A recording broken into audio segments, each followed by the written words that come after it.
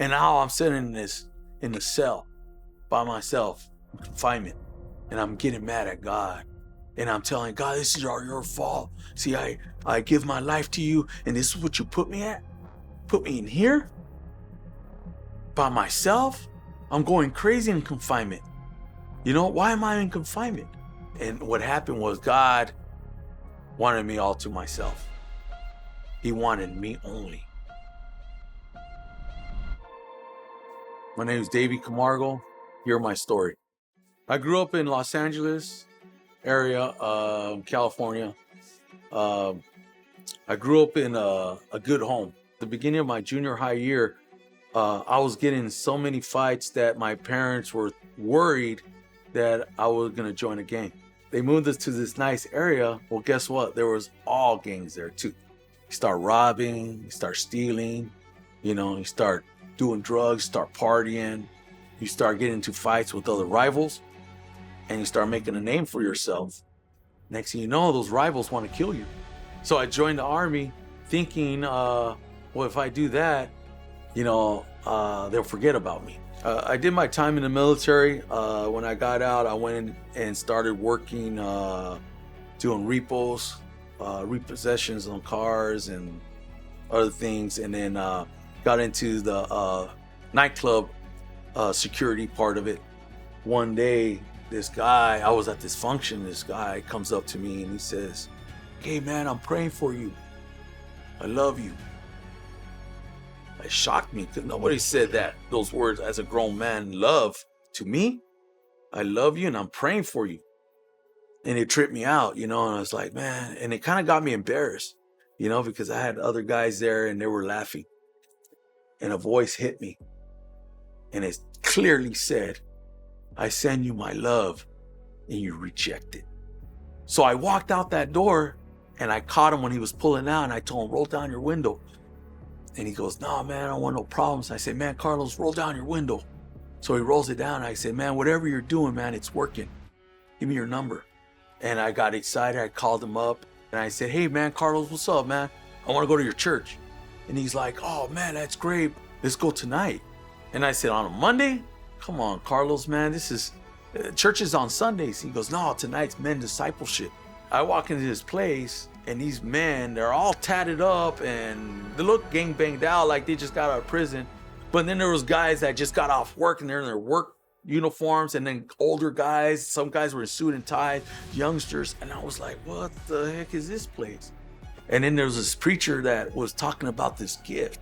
And he's saying like, this gift is sitting right in front of you, man. All you got to do is open it up and be open to it. And then he said about bringing everything to the altar. I really want to change. I'm tired of being tired. So I just got up and I felt like I was walking a mile up to that altar. But when I got there, man, I felt the presence. It's like this high that I never felt in my life, but it was a good high. It was like, I want more of this. The preacher came and put his hand right on my chest.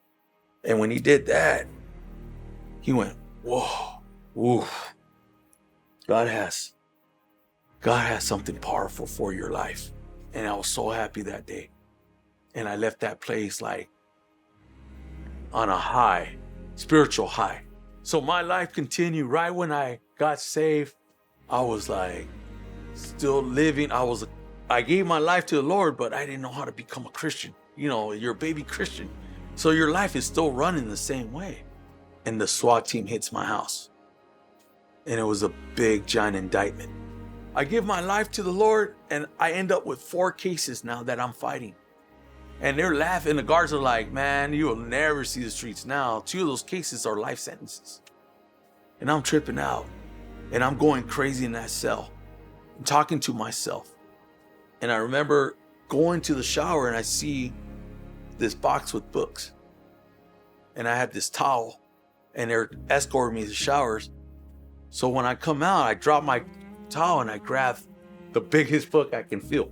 And I grabbed it. And the guard goes, "Hey, what you grab?" And I said, "Man, just let me read this book." And he says, "All right, take it." I said, "Thank you." I go back into the cell open up my towel. It's the Bible, man. So I didn't even touch that book for like a week later. I'm going crazy in there, you know? And I'm like, you know what? I'm going to read this book. And I just opened it up. And I remember the guards will open the book and say, hey, what are you doing? And I say, hey, man, get out of here, man. I'm praying.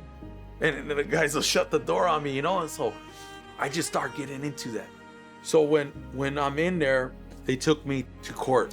I go to one county, I go to this other county, I go to this other county, I had like 4 different places. And I remember going to the first county, and it was a gun charge. And they said, hey, we can't find the gun. We lost it in property. The judge gets mad and he drops the case. I was like, God, is that you working? God was just like, don't worry, I got you, mijo. I got you, son. You know, like, I'm going to take care of you because I got a purpose for you. So the big case comes up. So the judge said something like, this has been going on too long. You guys need to settle this now. So I told my attorney, I said, hey, tell him time served because I'm locked up. And he goes, oh, he ain't going to give you that. And I said, come on, man. Just go over there and tell him. So he did. He goes, hey, my client wants, because he's locked up already, he's doing time, he's incarcerated. Can you give him time served? And they say, oh, no, that'll never happen. We'll give him 2 years. But then I go, no, tell him 1 year. And they came back and they said, all right, we'll give you 1 year, 12 months, because you're already incarcerated. But we're going to give you a joint suspension, 15 years joint suspension. So I finished doing all this time. I'm out now with nothing. I was just like, man, I got you, Jesus. What's next? I get into prison ministry. I start working with kids. I start doing biker ministry, lowrider ministry. I'll go to other places and they will say, hey, man, we're going to go to Texas to go preach. I said, I'm down. And then the best part is God gave me an awesome wife, man, that I met in the church. I start building a team. I start working with different pastors, and I'm trying to build this drama team here in Florida. And I'm just doing outreaches and connecting with the right people to connect with people that are lost, with my old club, with other clubs, gang members, drug addicts, whatever it is, man. I'm out there just spreading that word and planting that seed. So I know how it is when you're sitting in that chair and people are telling you, man, that guy will always be in prison the rest of his life or on drugs, or he'll be that thief or that liar.